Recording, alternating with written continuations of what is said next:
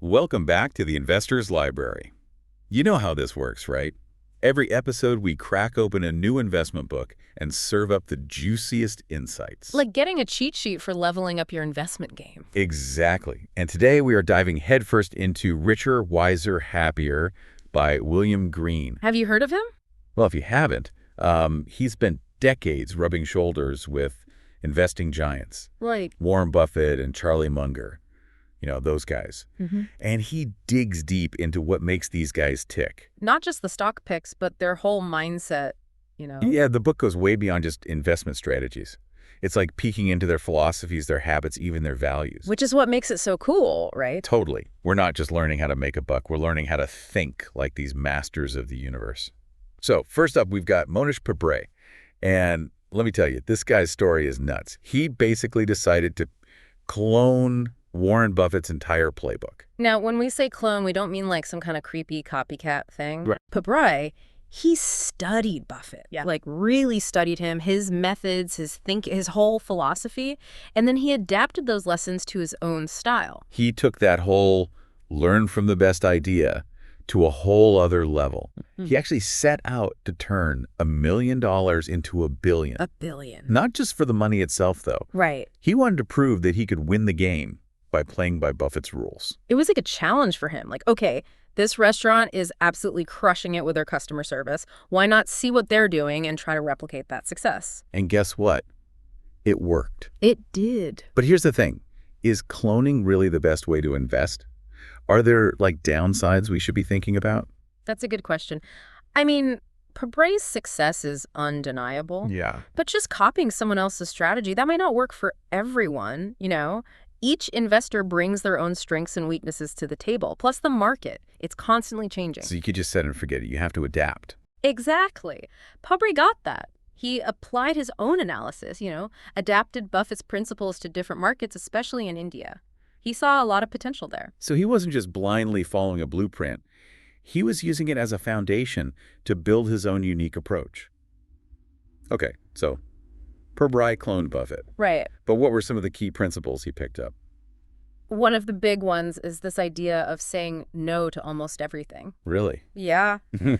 Sounds counterintuitive, right? But Buffett and Pabrai both believe in being super selective with their investments. So they're not chasing every hot stock tip or jumping on the latest bandwagon? Nope. They're waiting for the right opportunity, like a fisherman waiting for that perfect catch. So patience is a virtue in investing. Got it. Mm-hmm. But how do we know when that perfect opportunity has actually arrived? How do we pick the right fish to go for? That's where intrinsic value comes in. It's all about figuring out what a company is really worth, based on its assets, its earnings potential, and its long-term prospects. It's kind of like making sure you're getting a good deal. Exactly. The sticker price on a used car might be one thing, but you want to know its condition, how many miles it has, and how long it's going to last. Right, right. So the stock price, what you see on the market, that can be all over the place. Emotions, hype, short-term trends, they all mess with it. But the intrinsic value, that's what matters. And Pabrai, just like Buffett, looks for a margin of safety, meaning they want the stock price to be way lower than the company's intrinsic value. Gives them some cushion just in case their calculations are off. makes sense. So they're not just looking for good companies, they're looking for great companies at a steal. Yeah. Bargain prices. Okay, but how do we even learn to calculate this intrinsic value? Do we need a PhD in finance? Nah, you don't need a PhD, but it does take some work. Right. There are different methods you can learn. But it starts with really understanding a company's financials, its business model, its competitive landscape, all of that. So research is key here. And that leads me to another part of Pabrai's approach, his incredible discipline and focus. He's super intentional with his time and energy, almost ruthless in his prioritization. Pabrai crafts his life around what he calls his inner scorecard, meaning he lives by his own values and principles, not by what other people think or what the market's doing. Wow. And this isn't just about investments either, right? No, this is everything. His relationships, his commitments, even how he spends his day. He sleeps late, arrives at the office without a set schedule, spends most of his day reading, Yeah. even takes guilt-free afternoon naps. Guilt-free naps. That's the dream. But okay, so while his schedule might sound pretty chill, he's obviously disciplined in other areas. Absolutely. He's very careful about who he spends time with. He only chooses to hang out with people who elevate him. So it's not just saying no to bad investments. It's about saying no to anything that doesn't fit your goals and your values. Yeah, it's about building a life around what truly matters to you. And that's a big question, isn't it? What does your inner scorecard look like? What are your investment values? What matters most in your investment journey? Are you all about ethical investing, long-term growth, something else entirely? These are great questions to think about. Maybe even jot down a few notes as we move on to the next chapter of Pabre's story. Because this is where it gets interesting. Pabre, just like his mentor Buffet, isn't just about stacking cash. He's deeply passionate about using his wealth to actually make a difference in the world. He really believes in the power of philanthropy. It's not like an afterthought or anything. It's woven into his whole life, his whole philosophy. And that's something that really jumped out at me from the book. Yeah. He's not just signing checks.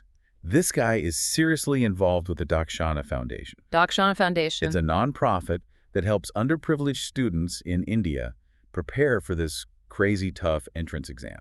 It's for like the top engineering schools. So like life-changing stuff. Totally. And he approaches it with that same intense discipline and focus he brings to investing. Makes sense. He even traveled to Bihar, which was considered like a pretty sketchy place back then, just to meet the founder of Dakshana and offer his support. Wow, talk about commitment. Right? It shows how deeply he believes in this. And the results are incredible. Dakshana has helped hundreds of students get into these elite schools. Changing their lives, their families' lives. It's amazing. It really is. It's an inspiring example of how financial success can be used to make a real difference. And for Paprai, it all comes back to his inner scorecard. He's not doing it for the applause, he's doing it because it fits his values, his belief in giving back. You might be thinking, okay, that's great, but I'm not a billionaire investor. Yeah. But I think there's a lesson here for all of us, no matter our financial situation. Absolutely. It's about recognizing that we all have the power to make a difference in our own way. Right. It's about finding causes that speak to us and giving what we can. Time, money, even just our support. It's about thinking bigger than ourselves. Considering how we can use whatever resources we have to make a positive impact. Now let's switch gears a bit. Let's dive into another principle from the book that really hit home for me. This idea of saying no to almost everything. We touched on this with investments. Right. But Pabrai applies it to his whole life. Everything. His time commitments, even relationships. He believes that by saying no to the stuff that doesn't really matter, you free up energy and focus for what truly does. He even talked about evaluating everyone he meets, asking himself, will this relationship make me better or worse? If the answer's worse, he's out. No second chances. Oh, sounds intense. Yeah, it does.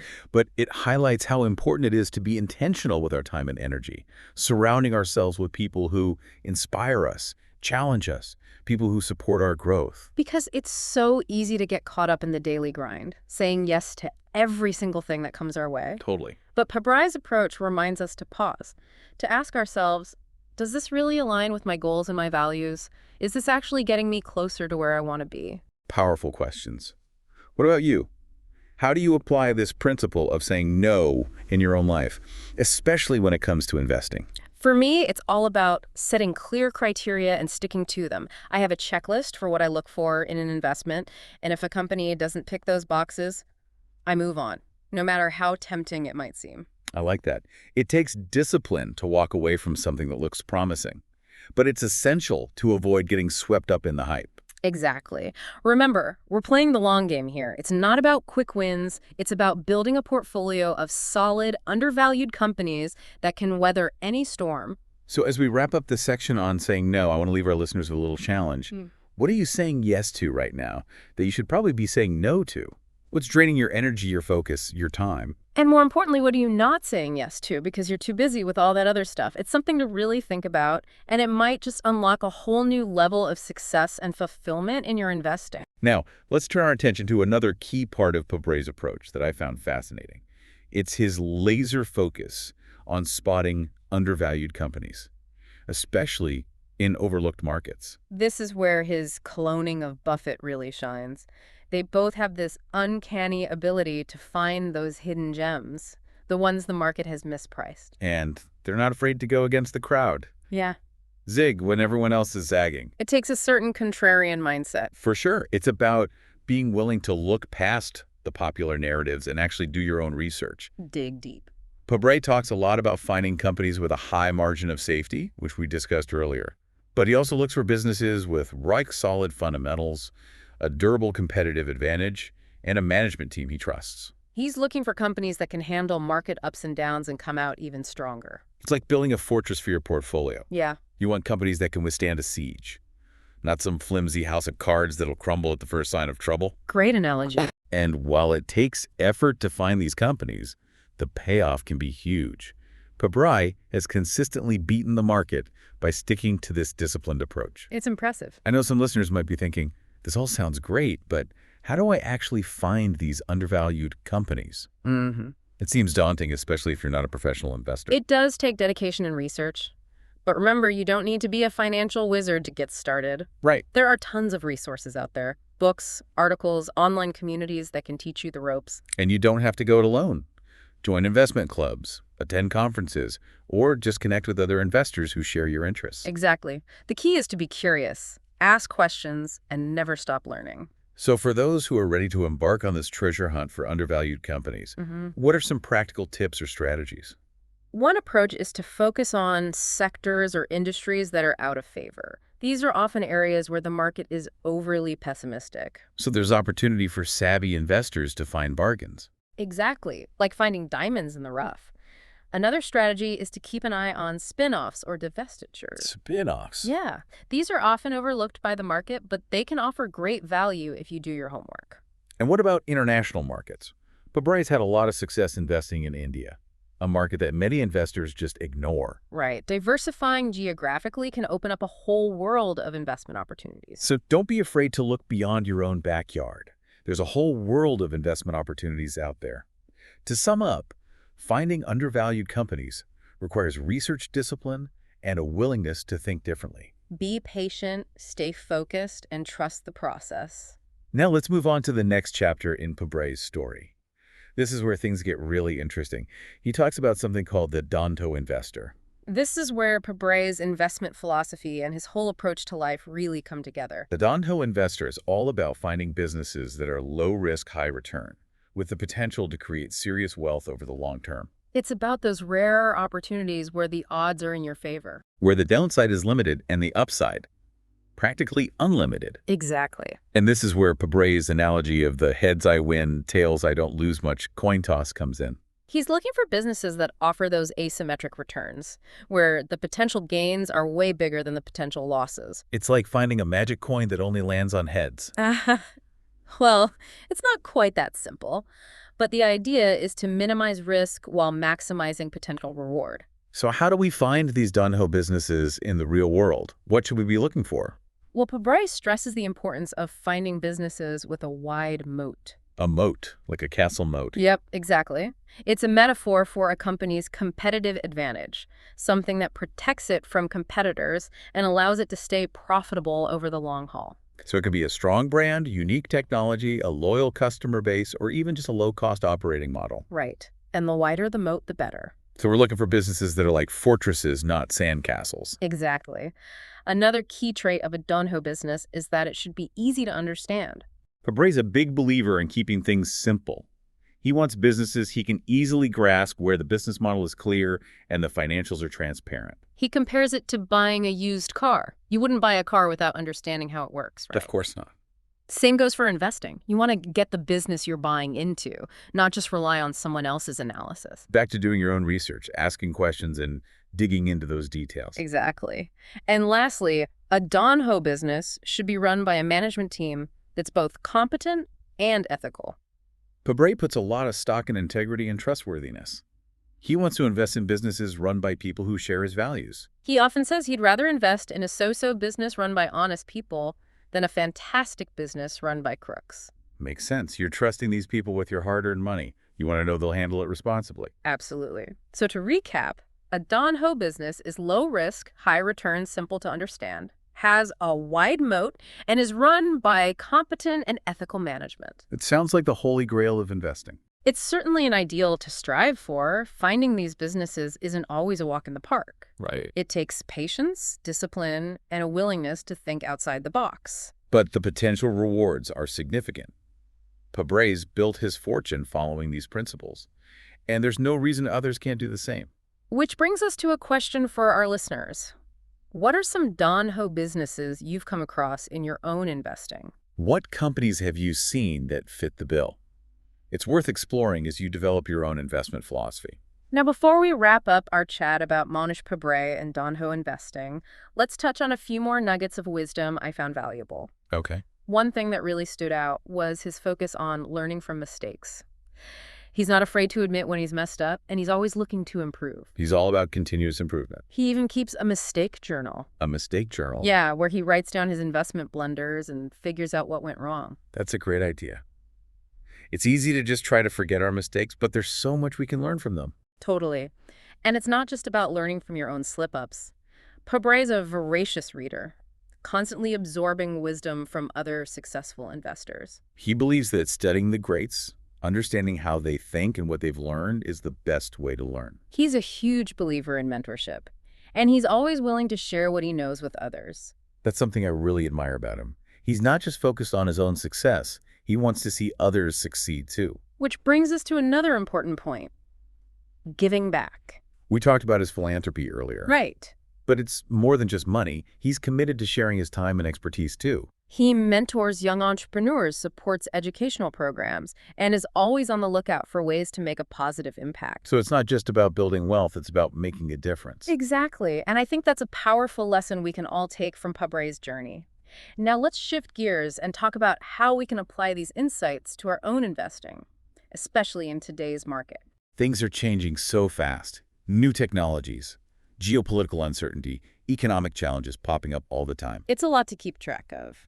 So how do we navigate this craziness and make smart investment decisions? Well, one of the biggest takeaways from Pabray's approach is the importance of staying true to your own values. Remember that inner scorecard we talked about? Exactly. It's more important than ever in this market. There's so much noise and distraction. It's easy to get swept up in trends or follow the crowd.